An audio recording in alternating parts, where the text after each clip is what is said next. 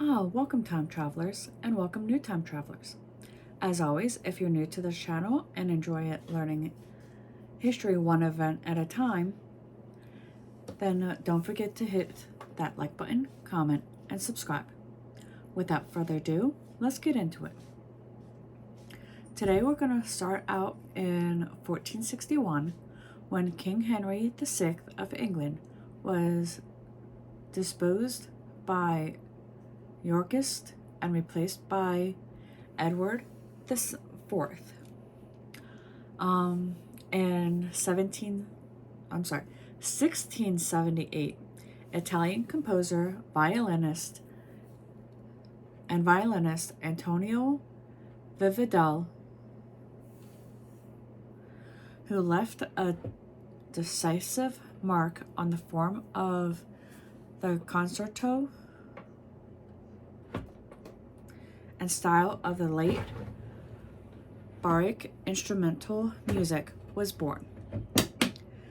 1681 brought us William Penn, who secured from King Charles II of England the colonial province of Pennsylvania in North America, hoping to provide a refuge in the New World for Quakers and other persecuted people, and built an ideal Christian commonwealth.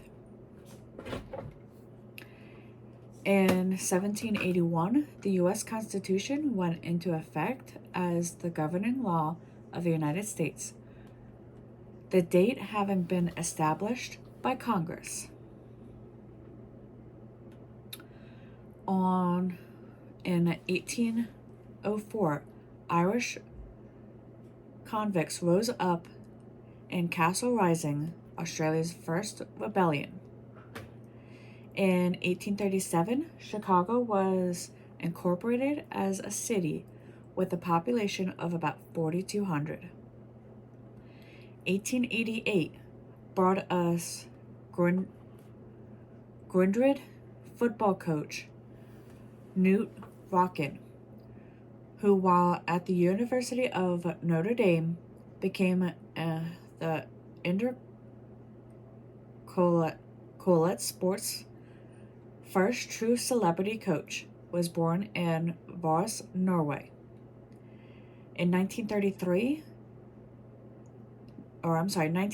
is when governmental official Francis Perkins was sworn in as U.S. Secretary of Labor in the administration of President Franklin Delano Roosevelt.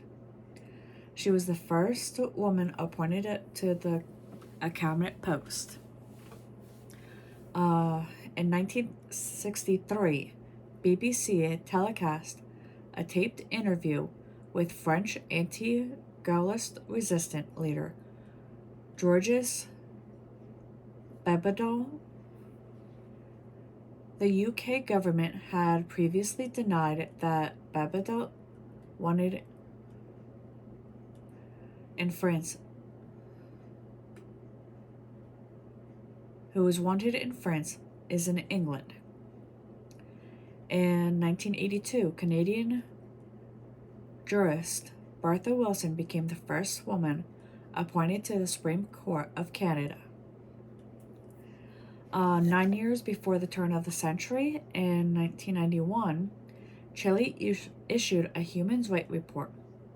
Chilean President Patricio Aylwin released a report claiming that more than 2,000 persons had been killed by the secret police during the 17-year military rule of Major General Augusto Pinochet.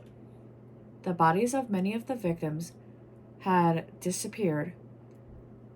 Many of the victims who had disappeared had never been found. The report also alleged that many other Chileans, considered politically dangerous, had been raped or tortured, sometimes in the presence of relatives. Aylwin had been under the intense pressure from his political supporters to bring to trial those who were responsible for the violations of human rights.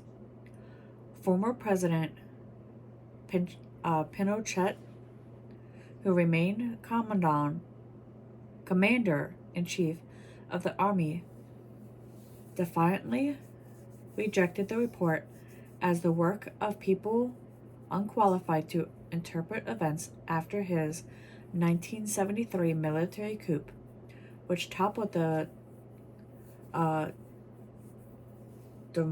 dramatically elected government of President Salvador Allende. On this day in 2009, American playwright and screenwriter Horton Foote, who was evoked American life and the beauty observed minimal stories and was perhaps best known for his adaptation of To Kill a Mockingbird, passed away in Connecticut. The following year, in 2010, Egyptian's court of cassation overturned the murder conviction of and death sentence against well-connected multimillionaire Hassan Town Masafo for having ordered the death of Lebanese pop star Susan Timon. A new trial was ordered. And with this, we return to 2024 and our current history.